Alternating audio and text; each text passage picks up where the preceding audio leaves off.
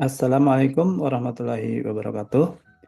Para pemirsa sekalian, selamat bertemu kembali dalam pembelajaran bersama saya, Sofwan Marsus. Pada kesempatan ini saya akan membahas tentang aplikasi akuntansi yayasan. Aplikasi akuntansi yayasan ini akan saya bahas ya dalam 4 subtopik. Yang pertama, sekilas tentang pengembangan aplikasi akuntansi yayasan ini. Kemudian pengembangan secara tailor-made dari aplikasi akuntansi yayasan ini. Kemudian laporan yang ada pada aplikasi akuntansi yayasan, baik itu yang merupakan laporan keuangan maupun laporan non-laporan keuangan.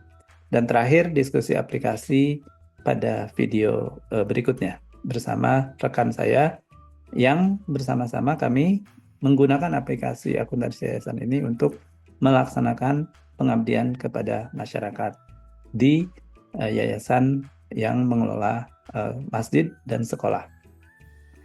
Baik, kita lihat terkait pengembangan aplikasi akuntansi yayasan ini. Kita lihat aplikasi Microsoft Access dari akuntansi yayasan. Nah, kira-kira bentuknya seperti ini. Mohon maaf, saya masuk dulu ke sini. Ya. Jadi yang akan dibahas ya terkait pengembangan ini, kita harus pertama mempersiapkan ya akuntansi yang akan kita susun itu apa outputnya. Itu misalnya apa, kalau laporan keuangan, outputnya laporan keuangannya apa saja. Laporan lain apa saja yang akan kita buat. Kemudian sumber daya yang akan menggunakan laporan tersebut. Misalnya berapa orang yang akan mengoperasikan dan kemudian berapa laptop ya. Nah, karena ini akan terkait sekali dengan aplikasi yang akan kita kembangkan. Nah, tahapan berikutnya adalah bagaimana kita menyusun tabel-tabel untuk membuat laporan keuangan atau laporan selain laporan keuangan tadi. Tabelnya apa saja, relasi antara tabelnya bagaimana, kemudian untuk efisiensi penyimpanan data, semua tabel itu harus dilakukan normalisasi ya, sehingga tercapai bentuk normal pertama, bentuk normal kedua, dan seharusnya sudah mencapai bentuk normal ketiga, supaya data-data yang disimpan di dalam penyimpanan di dalam database aplikasi efisien. Nah, berikutnya kita menyusun laporannya berdasarkan tabel-tabel yang ada itu ya. Sehingga kita langsung tahu apa saja yang kurang tabelnya, berarti harus kita tambahkan gitu ya. Misalnya laporan manajemen harus menambah data apa lagi, kita tambahkan di tabel lagi, sehingga tabel dan laporan ini pada saat pertama kita desain itu akan saling terkait erat. Nah, memang laporan belum bisa jadi ya, baru pro forma saja. Nah, supaya kita betul-betul konkret bisa menghasilkan laporan yang kita harapkan tersebut, maka kita olah melalui query-query ini ya. Nah, query ini pertama biasanya kita susun query master dulu ya, semua data masuk di sini. Kemudian query proses bertingkat ya, untuk menyusun neraca misalnya melalui berapa tahap query. Nah, itu kita siapkan alur query prosesnya ini. Nah, terakhir untuk menyusun form ya, itu melengkapi database kita. Nah, form ini bisa form input data, form bantuan pengolahan. Nah, kemudian untuk melengkapi lagi, kita buat coding-coding berbasis Visual Basic for Application Microsoft Access. Nah, baik, kita lihat konkretnya di dalam aplikasi kita.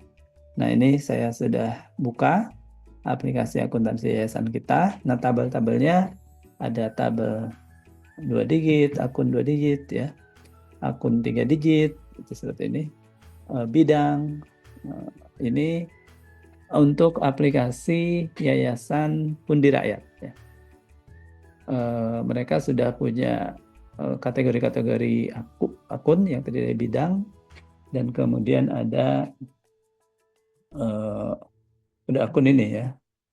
Nah, bidang tadi nanti dirinci ya ke dalam beberapa jenis ya penerimaan zakat infak. Nah, ini misalnya bidangnya sampai 2 digit di sini dirinci ke dalam 3 digit, dirinci ke dalam 5 digit gitu ya. Ini yang bidang tadi yang 2 digit. Nah, ini 2 digit. 3 digitnya ini. Nah, jadi nanti kode akunnya itu adalah yang 5 digit sebetulnya. Nah, relasinya kita bisa lihat di sini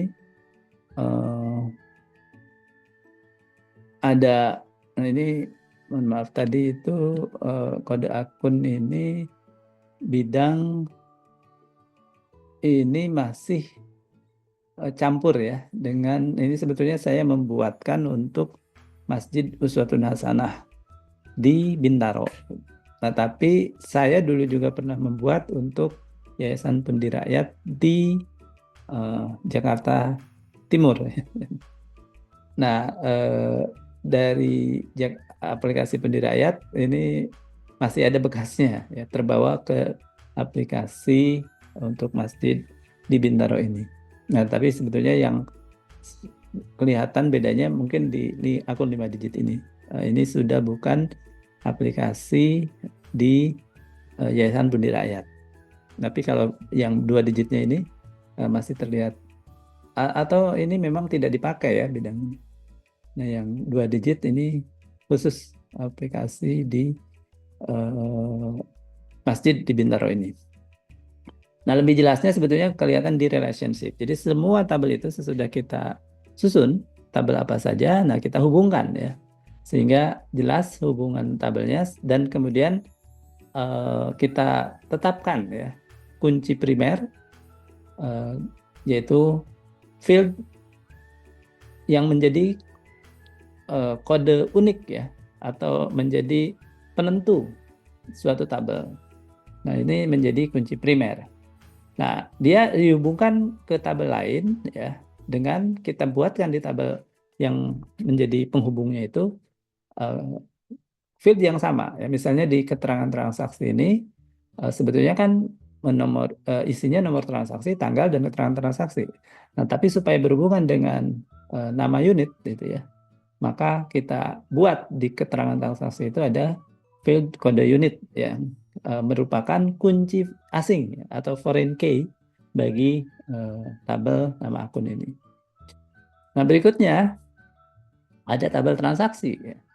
Tabel transaksi ini juga menjadi detail ya dari keterangan transaksi. Nah, biasanya hubungannya kan satu ke banyak. Yang memiliki asal hubungan yang satu ya, kemudian yang memiliki hubungan yang banyaknya. Nah, ini adalah yang memiliki cardinality hubungan satu itu adalah tabel masternya gitu ya. Dan kemudian yang ini tabel headernya, dan ini tabel detailnya ya, dirinci. Jadi misalnya kode unit itu atau nomor transaksi itu kan hanya satu kali di sini, harus unik ya. Nah, ini kebetulan tabel keterangan transaksi ini memiliki 2 primary key ya, karena yang bisa membedakan tanggal berapa suatu transaksi terlaksana bukan hanya nomor transaksi, tapi harus bersama-sama dengan kode unit. Nah, ini kode unit dan nomor transaksi mau tidak mau harus menjadi kunci asing ya, kita tambahkan di tabel transaksi sehingga bisa terhubung. Nah, demikian seterusnya. Jadi ini relasi antar tabel-tabel yang saling berhubungan klaster pertama. Nah, tapi nanti kita akan tunjukkan bahwa aplikasi ini juga ini untuk laporan keuangan. Nah, kita juga akan susun laporan untuk kebutuhan manajemen ya, karena ini sekolah. Ada misalnya catatan SPP, di sini ada catatan honor ustadz gitu ya, honor ustadz, honor pengajar. Jadi ada 3 database sebetulnya yang kita buat dalam satu database besar.